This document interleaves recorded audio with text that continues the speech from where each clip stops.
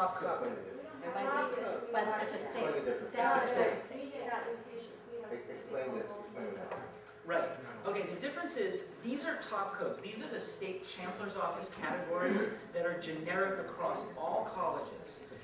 We did use your departmental data, absolutely. And I'm not showing it here, but in our plan, you will see every single department in the college. In fact, the next slide lists your departments. Okay. I think this will look more familiar to you, okay?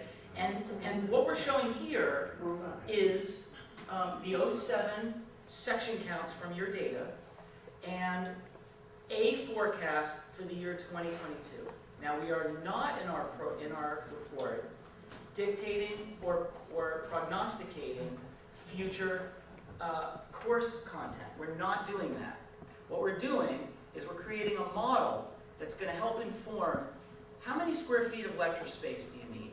How many square feet of lab space will you need? There are going to be programs in the year 2022 that none of us really knows about right now. So, and there will be other changes to existing programs. But what's important is, and I'm going to go to the next slide, is the space that's needed for these programs. These are the space categories that the state of California's Chancellor's Office lays out for us. These are the categories: classrooms, labs, office, library, assembly space. This would be a meeting room, which falls down here in this area right here. And we need to take all of your future program of instruction, and Title V in the Ed Code allows you certain square footages for certain things. For classrooms, it's based on WISH or FTEs. For laboratories, it varies by discipline. Biology lab gets a certain amount of square feet per FTES, etc., chemistry. And what we've done is we've had your current inventory of space here. You have 17,000, sorry, this is not correct. This is the total right here. Apologize. 88,000 square feet is your current inventory of space that you're using. 282,000 is what we anticipate your need will be by the year 2022, which means you need a great deal of additional space. In fact, you need space in every single category here, okay? What this does, this arcane data, is it helps inform the architects to design and create a plan for future space that responds to your program of instruction. Okay? Let me suggest something here. Right here, you're showing that you have like 88,000. We're doing some build-up from the areas that were not included in that number. Right. When the space build-up is completed, you're going to have at least 100,000 right here at the time the build-up is completed. But your total assignable square footage area, total area for the college is 165,000 square foot if you count the corridors and all the open spaces that you have. So what you have right now, or what the numbers is going to be getting to, will be 100 assignable square footage, 165,000 total area. But by the year 2022, we're estimating that you're going to double that. In other words, you're going to need as much space as you have today when it comes to that particular year. Okay? Go ahead. Yeah. I want to apologize for 1 second, is that the architects were grabbing our presentation downstairs, and I stuck in an old version of it. There is I want to just replace this real quick, very elegantly here, and I think it will answer some of your questions.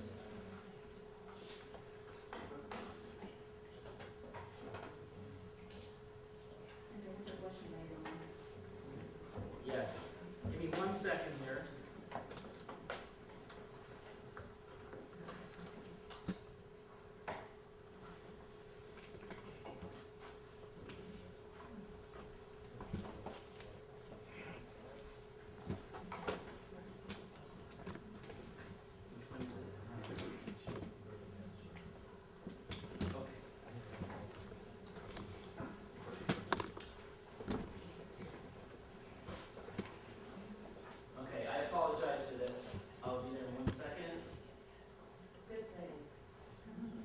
musical interlude.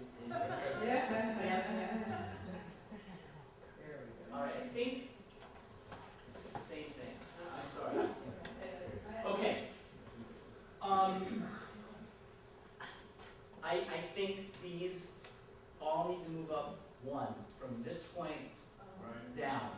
Okay? I apologize for that. Unless you put the health services and food services for us, as far as we know, they're not here. Yeah, and I apologize for that. So basically, from here down,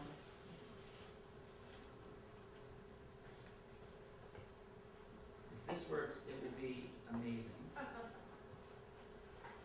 Anyway, you know what? I'm not even going to try it. Anyway, the point is, you have merchandising space, for example, is very small here, right? Upstairs, it's only 585 square feet. Your meeting recreation is 22,000. Your data processing is 400. Your physical plant is almost 2,000, which is large, mechanical areas. And health services is quite small, as we know.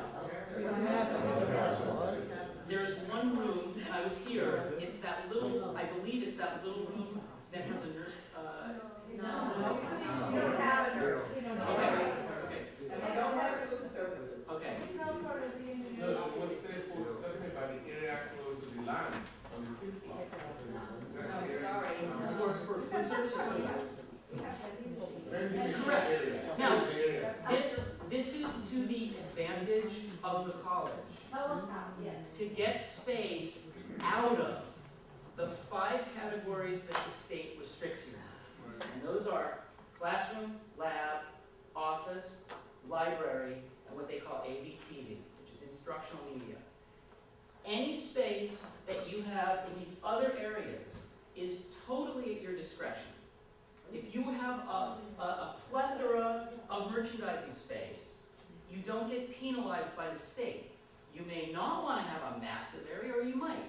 But so the point is, if you don't have what you would call health services area, that's valid, but it doesn't hurt you. It doesn't hurt you in terms of funding from the state for facilities. Does that make sense? What doesn't make sense, you're listing things we don't have as if they have space. That's the part. And when we did the space inventory about a month ago, I actually did this building. We walked into every single room in the building, and we did it when school wasn't in session, and we tried our best to identify every space. There was one room, I recall myself, that had a cot. A cot. Where? It did. Where? Anyway, it's only about 11 square feet, and it's to your advantage not to have it listed as an office. I don't remember. Yeah. Exactly. Well, we can have a scavenger hunt for it. So anyway, the bottom line here, without getting too far off track, is that this is the quantification that informs the work of the architects, and in putting your best foot forward in qualifying for funding for future space. And I apologize for the messed up table there. In our plan, we have some recommendations, detailed recommendations, and I'm not going to go through all of them in detail right now, but I want to highlight the most important one, and that is use the plan. In other words, you're going to have this educational, an integrated educational and facilities master plan. The Accreditation Commission is going to be looking at that, but more importantly than that is use it as a guide for yourselves. Use it to inform future decisions. There are many domino effects to all the decisions you make regarding facilities in the future. And this plan has thought through very many of them. And there will arise more issues and more considerations in the future, which you will also have to integrate into the plan. Some other recommendations that we're proposing in the plan is, that Berkeley City College be really the premier and the hub for alternative delivery systems and distance learning. The Chancellor's Office has mandated that 50% of curriculum be offered online in our future, and that's something that Berkeley City College can be a leader in. Obviously, a transfer institution, improve the student support services facilities and the way those can be offered from a facilities